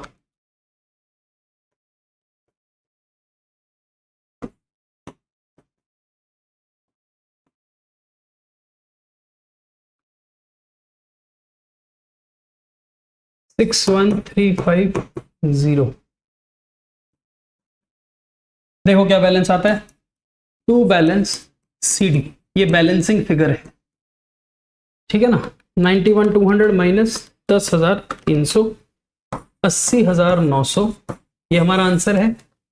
61,350 माइनस 8240 53,110, ये हमारा आंसर है। चलिए देखो 80,900 53,110, ठीक है ना। ओके, एक बच्चा पूछ रहा है सर ये रिजर्व का क्या होगा। बेटे वही होगा जो मंजूर खुदा होगा। ये रिजर्व बैलेंस शीट में जाएगी, लायबिलिटी साइड, ये कैपिटल में नहीं जाती है, ठीक है ना। ये रिजर्व बैलेंस शीट में लायबिलिटी साइड पर जाती है। ओके सर, ठीक है। तो इस तरह से हमने पीएनएल अकाउंट बना लिया, कैपिटल अकाउंट बना लिया। अब आते हैं अगले क्वेश्चन के ऊपर, जिसमें हमारे को ये क्वेश्चन सॉल्व करना है और कैपिटल अकाउंट भी बनाने हैं, करंट अकाउंट भी बनाने हैं, कैपिटल अकाउंट भी बनाने हैं और करंट अकाउंट भी बनाने हैं। चलो इस क्वेश्चन को सॉल्व करते हैं। A and B are partners in the ratio of 70% 30%, मतलब 7:3। The respective capital on 1st of April is A का 25,000 है, B का 20,000 कैपिटल है। पार्टनर्स को देने हैं 5% interest on capital per annum. Drawings during the year कितनी है, 3500 और 2500। The profit during the year before giving interest on capital and before giving salary of B 3,000 amounted to 40,000। 10% of the profit is to be kept in reserve. Okay, चलिए तो पहले बनाते हैं PNL appropriation account, उसके बाद बनाते हैं partners के कैपिटल अकाउंट, फिर बनाते हैं पार्टनर्स के करंट अकाउंट। कितने पार्टनर है बेटा, 2 पार्टनर हैं। इसका मतलब ये हो गया ए, ये हो गया बी, ए बी, ये हो गया कैपिटल अकाउंट। इसी के नीचे मैंने बना दिए करंट अकाउंट, ए बी चलो लिखें। सबसे पहले क्वेश्चन ने हमको बोला कैपिटल कितने हैं, 25 और 20। तो कैपिटल कितने हैं, 25 और 20 by balance brought down 25,000 20,000। Okay, फिर कहा क्वेश्चन ने the profit before interest and before salary is 40,000। Profit कितना है, 40,000। तो लिखो by PNL account bracket net profit. Profit कितना है जी, 40,000। लेकिन उसने बोला कि 40,000 का 10% देखो ना, ध्यान से पढ़ो। 10% ऑफ दिस प्रॉफिट, इस प्रॉफिट का 10% हमको रिजर्व में रखना है। इसका मतलब 40,000 का 10%, 4,000 रुपए रिजर्व में डालने हैं। टू रिजर्व, समझे ना, 40,000 का 10% हमको रिजर्व में रखना है। बाकी में से हमने इंटरेस्ट ऑन कैपिटल देना है। बेटा किसको देना है? एज करंट, क्योंकि जब करंट अकाउंट मांगेगा तो हम यहां पर एज करंट लिखेंगे, एंड बीज करंट, ठीक है ना। ओके, कितना इंटरेस्ट देना है जी? 5% देना है। 25,000 का 5% और 20,000 का 5%, कितना आता है? 1250 और 1,000, टोटल हो गया 2250। फिर क्वेश्चन ने बोला था कि आपने बी को सैलरी भी देनी है, एनुअल सैलरी देनी है बी को 3,000, दे दो। टू पार्टनर्स सैलरी, ठीक है ना, यहां पर अकाउंट लिख लिया करो। कितना? बीज करंट, हमने केवल बी को सैलरी देनी है, कितनी? 3,000 रुपए साल की। ओके, अब जो प्रॉफिट बच गया वो ट्रांसफर कर देंगे रिजर्व में, ओ कैपिटल, करंट अकाउंट में, सॉरी करंट अकाउंट में। To profits transferred A's and B's current account. बताना रेशो कितनी है? 7:3। बचे हुए प्रॉफिट को बांट दो।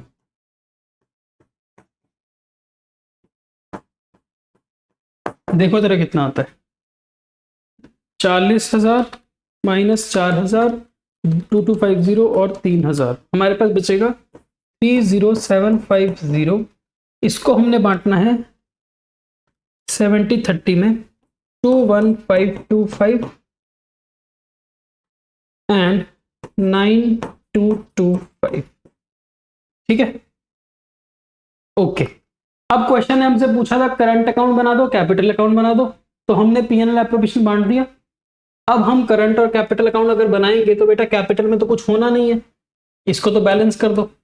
ना कोई एडिशनल कैपिटल आया, ना कोई विड्रॉल हुई, तो जो फिक्स्ड कैपिटल सिस्टम में कैपिटल अकाउंट है वही हमारा ओपनिंग क्लोजिंग बैलेंस है, नो प्रॉब्लम, ठीक है ना, इसमें कोई चेंजेस नहीं आए, तो ये as it is. Current account का ओपनिंग हमारे पास है नहीं, पर हम यहां पर लिखेंगे बाय इंटरेस्ट ऑन कैपिटल। हमने इंटरेस्ट कितना दिया था? 1250 और 1,000। ओके, हमने पार्टनर बी को सैलरी दी थी, तो बाय पार्टनर्स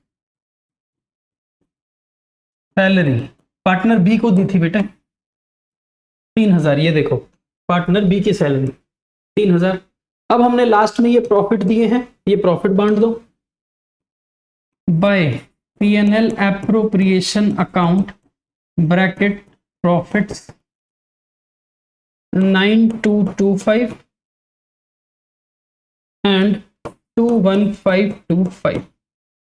एक चीज क्वेश्चन ने हमें बोला था कि जो पार्टनर्स हैं इन्होंने पैसा विड्रॉ किया है, पार्टनर्स की ड्रॉइंग्स कितनी है? 3500 एंड 2500। तो ड्रॉइंग्स कहां पर जाएंगी? यहां पर, टू कैश या फिर बैंक, ब्रैकेट में ड्रॉइंग्स। कुछ बुक्स में सीधा लिखा होता है टू ड्रॉइंग्स, वो भी ठीक है, कोई बड़ी बात नहीं है। 35 एंड 25। चलिए अब आप इसका टोटल कर लो और अपना आंसर निकाल दो। 21,525 plus 1250, 22775 minus 3500, 19275, to balance CD 4,000 plus 9225, 13225 minus 2500, 10725। तो ये आपके करंट अकाउंट के बैलेंस आ गए, ये आपके कैपिटल अकाउंट के बैलेंस आ गए। तो 19275 10725 कैपिटल अकाउंट के सेम है, इसलिए यहां पर बैलेंस लिखे नहीं हो। आई बात समझ में? तो आपको मैंने दोनों तरह से क्वेश्चन करवा दिए, पीएनएल एप्रोप्रिएशन के साथ सिर्फ कैपिटल अकाउंट फ्लक्चुएटिंग सिस्टम, और पीएनएल एप्रोप्रिएशन के साथ fixed system capital and current account. मौजे ही मौजे हैं सर हमारी, तो मौजे ही मौजे हैं। ठीक है जी, आगे बढ़े। अगला टॉपिक क्या है? तो टॉपिक रह गए हमारे पास्ट एडजस्टमेंट। पहला पास्ट एडजस्टमेंट। पास्ट एडजस्टमेंट का मतलब क्या है कि कई बार हम जब पार्टनर्स के बीच में प्रॉफिट का बंटवारा करते हैं तो eight the time of distribution of profits हमसे कुछ गलती हो जाती है। यानी कि डीड में कई बार लिखा होता है ना कि इंटरेस्ट ऑन कैपिटल देना है, इंटरेस्ट ऑन ड्रॉइंग चार्ज करना है, पार्टनर को सैलरी देनी है, बोनस देना है, कमीशन देना है। कई बार हम ये गलती कर देते हैं, हम इंटरेस्ट देना भूल जाते हैं, इंटरेस्ट ज्यादा दे देते हैं, सैलरी देनी थी सैलरी देना भूल जाते हैं, है ना, कमीशन देना था कमीशन देना भूल जाते हैं, प्रॉफिट को 3:2 की रेशो में बांटना था, गलती से प्रॉफिट को 1:1 की रेशो में बांट दिया। मतलब कहने का ये है कि sometimes there are a few errors and omission at the time of recording of transaction और preparation of financial statements, therefore the profits distributed among the partners is wrong। कई बार आप प्रॉफिट्स गलत तरीके से बांट देते हो, अब इसकी आपको एडजस्टमेंट करनी पड़ती है। रादर देन कि आप पिछले साल में जाकर आप इसके अकाउंट सारे चेंज करो, आप क्या करते हो, पास्ट एडजस्टमेंट के लिए आप एक जर्नल एंट्री पास कर देते हो। वो जर्नल एंट्री बड़ी सिंपल सी है, जिस पार्टनर्स को फायदा हुआ है उसको डेबिट कर दोगे और जिस पार्टनर को नुकसान हुआ था उस पार्टनर को क्रेडिट कर दोगे। यानी कि जिस पार्टनर के पास पैसे ज्यादा चले गए हैं उससे वापस ले लो और दूसरे पार्टनर जिसको कम मिले हैं उसको दे दो। ठीक है ना? ओके सर, आपने बताया था इन क्वेश्चंस को सॉल्व करने के लिए हम एक एडजस्टमेंट का टेबल बनाएंगे। हाँ जी, हम हमेशा एडजस्टमेंट का एक टेबल बनाएंगे। वो टेबल बेटा कुछ ऐसा दिखेगा। मान लो आपने 10,000 रुपए का प्रॉफिट गलत डिस्ट्रीब्यूट किया है, तो इसको बोलते हैं 10,000 का प्रॉफिट रॉन्ग डिस्ट्रीब्यूट। अब मान लो कि आपसे गलती ये हुई कि आपने ये 10,000 का प्रॉफिट इक्वल बांट दिया, तो गलती क्या हो गई कि आपने इसको इक्वल बांट दिया, 5,000 5,000। अब अगर आप ये गलती ना करते तो यही 10,000 रुपए का जो प्रॉफिट है, ये प्रॉफिट आप सही तरीके से 3:2 की रेशो में बांटते। असली में ये प्रॉफिट 3:2 की रेशो में डिवाइड होना चाहिए था, गलती से आपने इसको बांट दिया है 1:1 की रेशो में। तो अब गलत तो आपको समझ आ गया, 5,000 5,000। यही 10,000 अगर सही तरीके से बढ़ता तो इसको मिलते 6,000, इसको मिलते 4,000। अब आती है बात एडजस्टमेंट की। अब आती है बात adjustment. Adjustment is very simple. Mister A को आपने 5,000 गलती से दिए हैं, ये रॉन्ग है, गलती से। मिस्टर ए को अगर सही तरीके से देते तो आप इसको 6,000 देते। इसका मतलब इसको अभी 1,000 रुपए और मिलने चाहिए, तो जिसको अभी आपने और देने हैं उसको क्रेडिट करते हो। इसको गलती से 5 दे दिए जबकि इसको देने थे केवल 4, तो इसका मतलब गलती से इसके पास 1,000 फालतू चले गए, तो इससे हम वापस ले लेंगे, इससे लेकर हम इसको देंगे। तो बी से लेकर अगर हम ए को देंगे तो हम एक एंट्री पास करेंगे, बीज कैपिटल या फिर करंट अकाउंट डेबिट। बी से लेने हैं टू एज कैपिटल या फिर करंट अकाउंट, ए को देने हैं। ठीक है ना? तो जिससे लेने हैं उसको डेबिट, जिसको वापस देने हैं उसको क्रेडिट। ठीक है? अब यहां पर कैपिटल अकाउंट यूज करोगे कि करंट यूज करोगे, ये डिपेंड करेगा फिक्स सिस्टम है या फिर फ्लक्चुएटिंग सिस्टम है। तो इस तरह से क्वेश्चन को सॉल्व करना। ओके सर, एक क्वेश्चन करा ही दो ना फिर फटाफट से। सर ये क्या ले आए? ओ हो, ये तो बहुत बड़ा क्वेश्चन ले आया मैं गलती से। ठीक है, कोई बात नहीं, अब ले आए तो ले आए। क्या कहता है क्वेश्चन? क्वेश्चन कहता है ए बी सी पार्टनर्स हैं। The net profit of the firm for the year ended March 24 was 30,000 which has been duly distributed among the partners in their ratio of 3:1 respectively। कहता है हमने पूरे साल भर में प्रॉफिट कितना कमाया था? 30,000 रुपए। ये प्रॉफिट हमने बांट दिया है 3:1 की रेशो में, जो इनकी रेशो थी। लेकिन it was subsequently discovered that under mentioned transactions were not passed through the books. कहता लेकिन प्रॉफिट बांटते समय हम ये बातें करना भूल गए जो कि हमें करनी चाहिए थी। You are required to pass a journal entry which will not affect the P&L account of the firm and rectify the position of the partners inter se. All right. तो मुझे एक बात बताओ, ऐसे क्वेश्चन को सॉल्व करने के लिए मैंने अभी तुम्हें क्या बोला? तुम बनाओगे एक एडजस्टमेंट टेबल। कितने पार्टनर हैं? A B C. तो बनाइए मेरे साथ फटाफट से A B C adjustment table.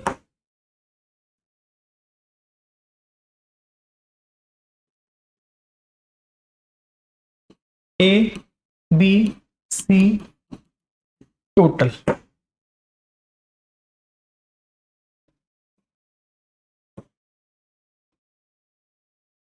ठीक है, बना लिया। सबसे पहले wrong distribution, right distribution and adjustment.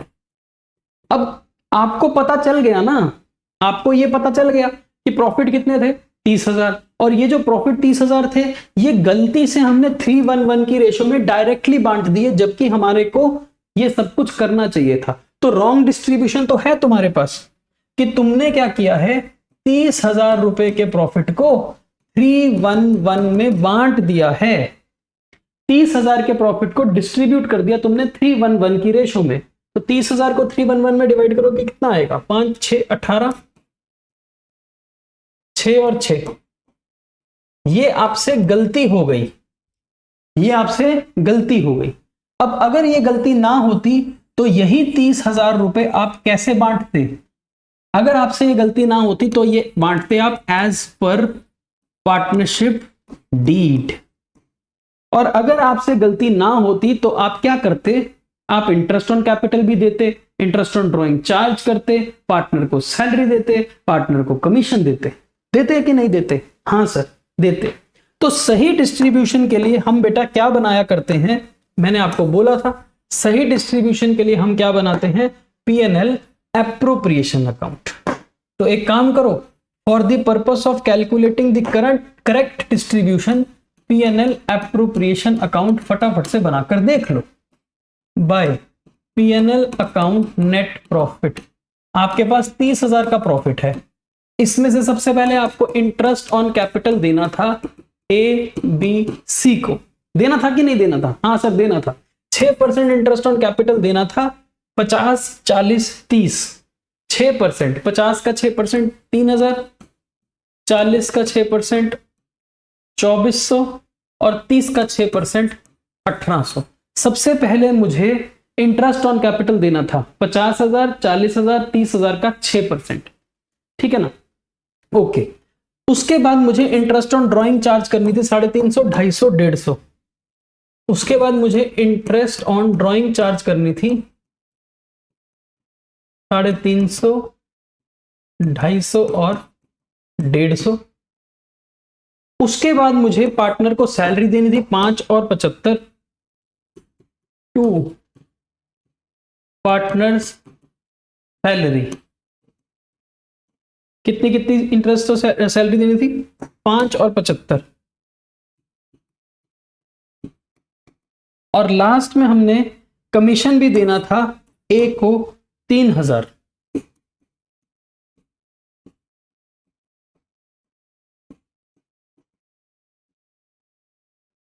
है ना? ओके। तो इसका मतलब मैंने अगर सही तरीके से सब कुछ बांटा होता, अगर मैंने सब कुछ सही तरीके से बांटा होता तो मैंने इंटरेस्ट ऑन कैपिटल भी दिया होता, सैलरी भी चार्ज करी होती, इंटरेस्ट भी चार्ज किया होता। है ना? Yes sir.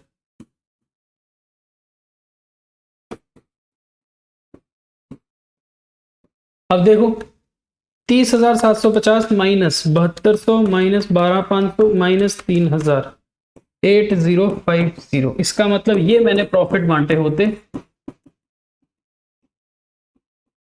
रेशो में 311। रेशो तो 311 ही है, ठीक है ना, रेशो तो 311 ही है।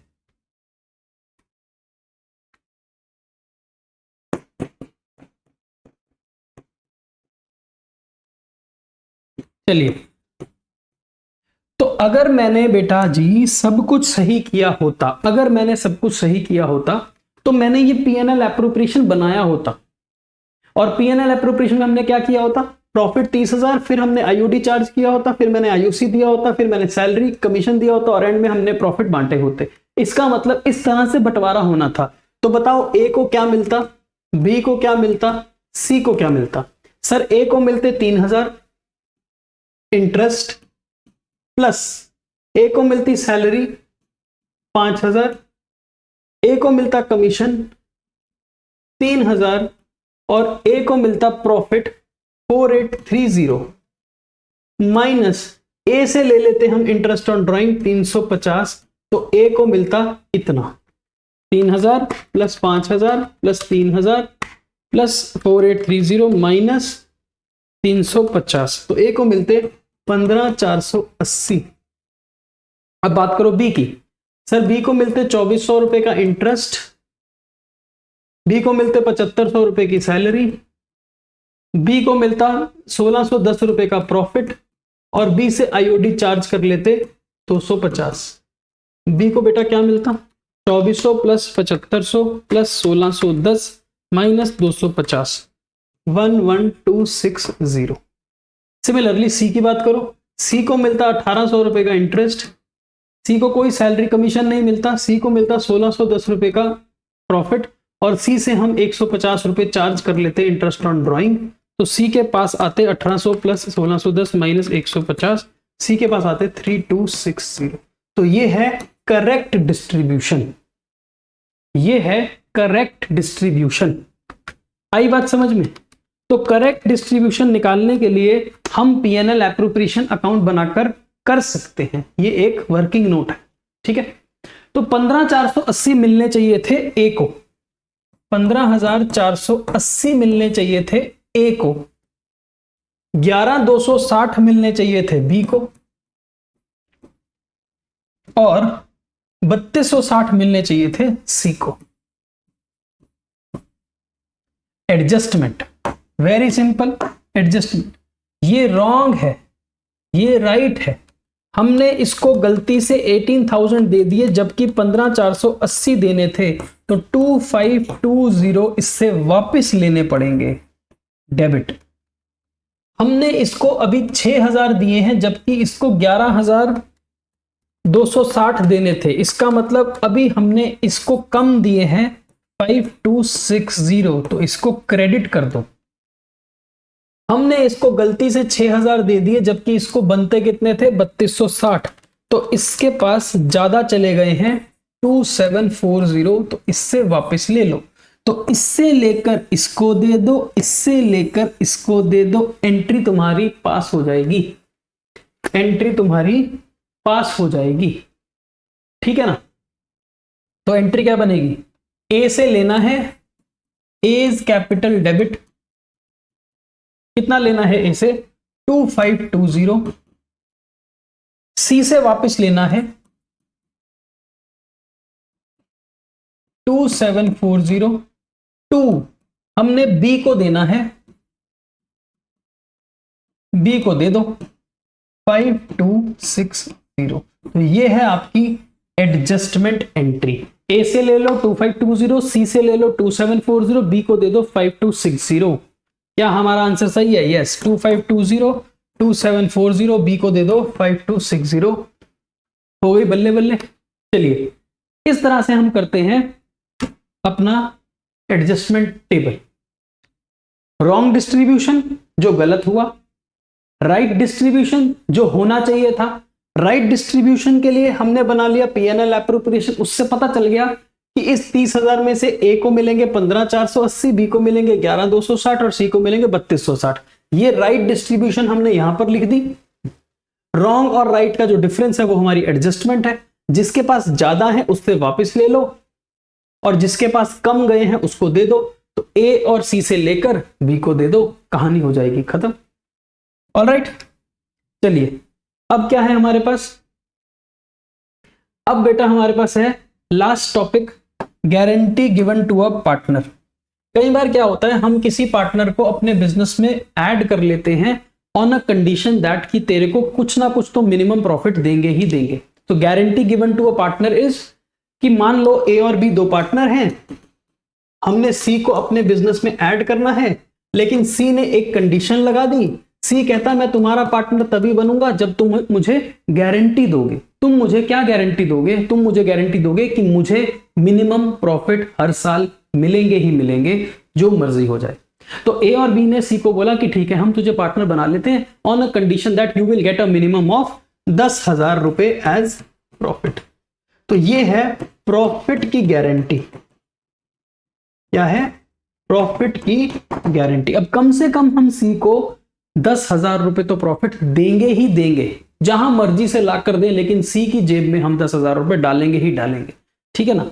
अब ये गारंटी कोई भी दे सकता है, या तो ये गारंटी सारे पार्टनर देंगे, यानी कि ए और बी मिलकर सी को गारंटी देंगे अपनी रेशो में, या फिर अकेला कोई एक पार्टनर दे सकता है, यानी कि सिर्फ ए ने गारंटी दी है सी को, या सिर्फ बी ने गारंटी दी है सी को, या फिर सभी पार्टनर किसी एक स्पेसिफिक रेशो में देंगे guarantee. That ratio of guarantee may be different from the ratio of their profit sharing.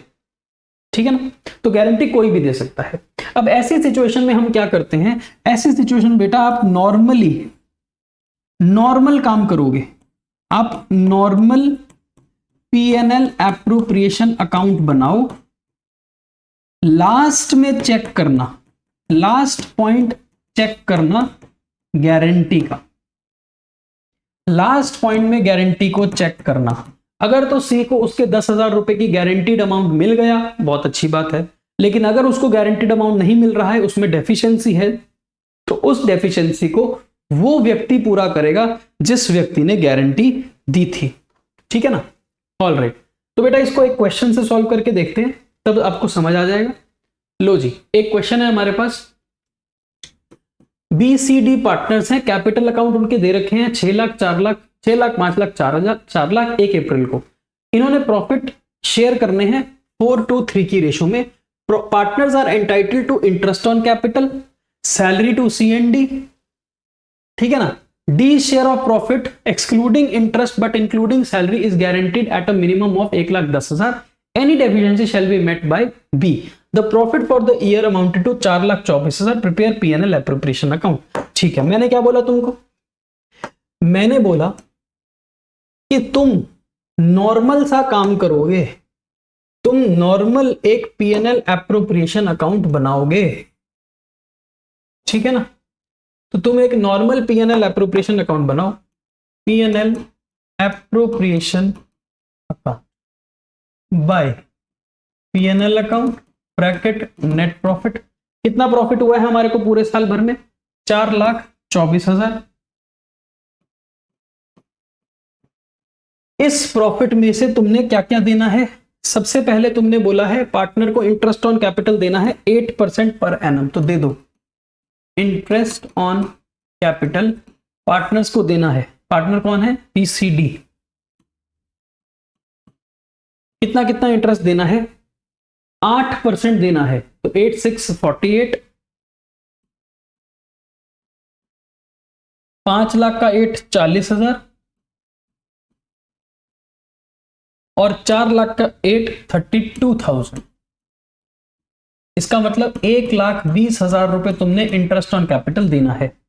इसके बाद तुमने पार्टनर्स को सैलरी देनी है। कितनी कितनी सैलरी देनी है? सैलरी देनी है सी और डी को 7,000 रुपए पर मंथ, 10,000 रुपए पर क्वार्टर रिस्पेक्टिवली। सी और डी को देनी है, सी और डी को।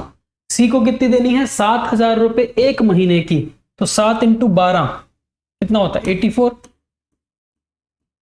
और डी को देनी है 10,000 रुपए क्वार्टर की, 10 × 4 40,000। 4 क्वार्टर होते हैं ना, तो 1,24,000 रुपए आपने सैलरी देनी है। ठीक है, ऑल राइट। और कुछ नहीं देना, बस आपने इंटरेस्ट ऑन कैपिटल देना था और आपने सिर्फ सैलरी देनी थी और आपने कुछ देना नहीं है। इसका मतलब अब जो प्रॉफिट बचेगा वो प्रॉफिट हम बांट देंगे। अब जो प्रॉफिट बचेगा वो प्रॉफिट हम बांट देंगे। B C D. करो जी बंटवारा। सर बंटवारा करने में बड़ा मजा आता है, पता नहीं क्यों। हाँ, बंटवारा करने में हमें बड़ा मजा आता है क्योंकि हम बंटवारे से ही तो निकल के आए थे बेटा। 1,20,000, 1,24,000, एंड में बचेगा 1,80,000। ये प्रॉफिट कैसे बांटोगे? जो इनकी रेशो है, रेशो कितनी है? 4:3। तो 4:3 में इसको बांट दो। 4:3 में इसको बांटोगे तो कितना बांटोगे? इसको मिलेगा 80,000, इसको मिलेगा 40,000, इसको मिलेगा 60,000। अभी देखो, ध्यान से देखना, मेरी बात को सुनना। मैंने क्या किया है? मैंने नॉर्मल पीएनएल एप्रोप्रिएशन अकाउंट बनाया है। मैंने ये चेक भी नहीं किया कि किसने किसको गारंटी दी थी। आपको भी चेक नहीं करना। First make a PNL appropriation account for the division of profit as per partnership deed. मैंने पार्टनरशिप डीड के हिसाब से जो करना था कर दिया। इंटरेस्ट देना था दे दिया, पार्टनर को सैलरी देनी थी दे दी, और प्रॉफिट शेयरिंग रेशो में प्रॉफिट को बांट दिया।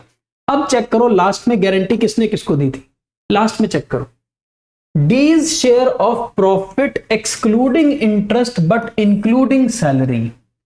डी को जो प्रॉफिट मिला है इंटरेस्ट को छोड़कर, सैलरी को जोड़कर, डी को जो प्रॉफिट मिला है, प्रॉफिट कितना मिला है डी को? 60,000। इंटरेस्ट को छोड़ दो, सैलरी को जोड़ लो। क्या बोला उसने? D's share of profit excluding interest but including salary. हमने कितना दिया उसको? 1 लाख। लेकिन उसको गारंटी कितने की दी थी? 1,10,000 रुपए की। D share of profit excluding capital, interest on capital but including salary is guaranteed to be 1,10,000।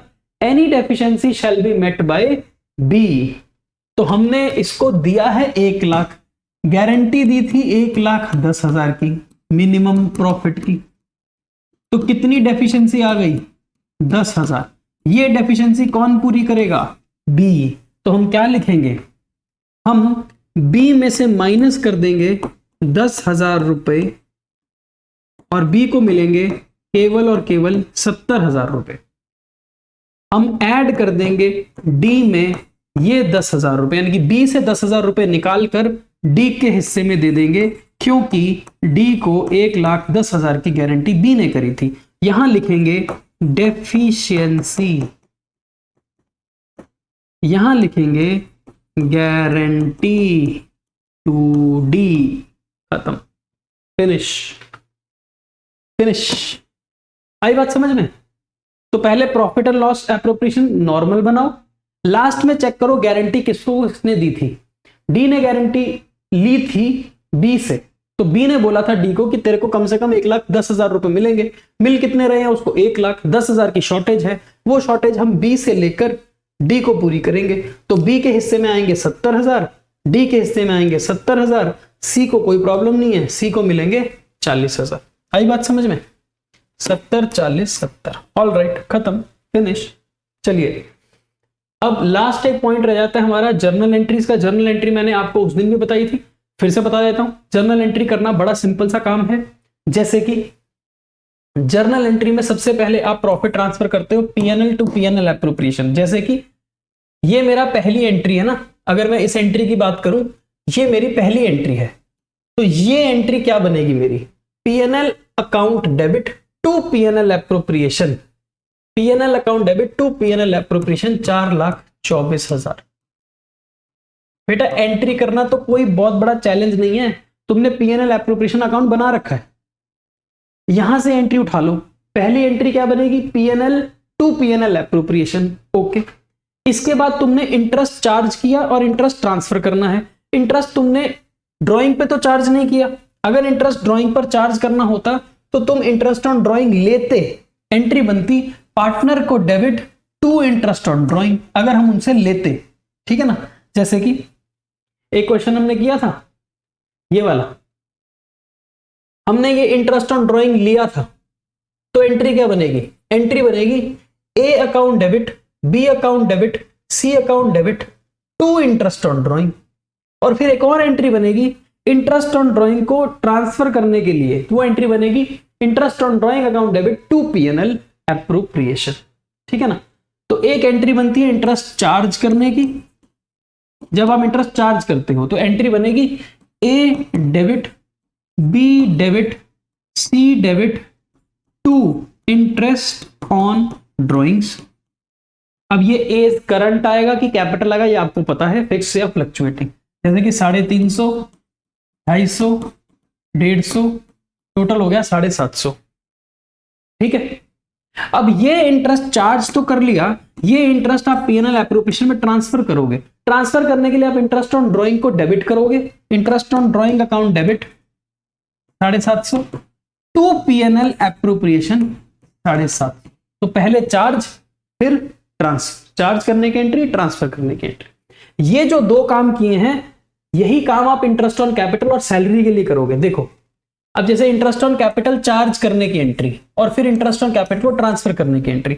Charge करने की एंट्री बड़ी सिंपल सी है। चार्ज करने के लिए आप बोलोगे interest on capital account debit to A B C. अब यहां पर ए बी सी नहीं है, यहां पर बी सी डी है ना। तो आपने इंटरेस्ट कितना चार्ज किया, ये देखो बी सी डी को 48, 40, 32, तो ये बन जाएगी 48, 40, 32, टोटल 120। तो ये वाली एंट्री यहां से उठाई मैंने इंटरेस्ट ऑन कैपिटल चार्ज करने की। ठीक है ना। ओके। अब इंटरेस्ट ऑन कैपिटल को यहां पर ट्रांसफर भी तो किया पीएनएल में, पीएनएल एप्रोप्रिएशन में। अब ट्रांसफर की एंट्री क्या बनेगी, ट्रांसफर की एंट्री बनेगी पीएनएल एप्रोप्रिएशन अकाउंट डेबिट 1,20,000। ये आईओसी डेबिट है ना, ये यहां पर क्रेडिट कर देंगे 1,20,000। जैसे ही आप ये एंट्री पास करोगे तभी तो आईओसी अकाउंट क्लोज होगा आपका, नहीं तो आईओसी अकाउंट क्लोज नहीं होगा। देखो यहां पर ड्राइंग्स आपने इंटरेस्ट चार्ज किया, interest on drawing credit, interest on drawing debit, तभी तो क्लोज होगा अकाउंट, नहीं तो क्लोज नहीं होगा। ठीक है ना। ऐसे ही सैलरी बोनस की एंट्री, जैसे कि आपने ये सैलरी दी है पार्टनर को सी और डी को 84 और 40, तो आप एंट्री क्या करोगे, सैलरी अकाउंट डेबिट 84 और 40 124 to B C to D 84 40। Salary charge करने की एंट्री, चार्ज करने की। ठीक है ना, ये वाली एंट्री। उसके बाद सैलरी को ट्रांसफर करने की entry, PNL appropriation account debit 1,24,000। ये जो आपने salary account commission bonus account debit कर रखा है, इस अकाउंट को क्रेडिट करके क्लोज कर दोगे 1,24,000।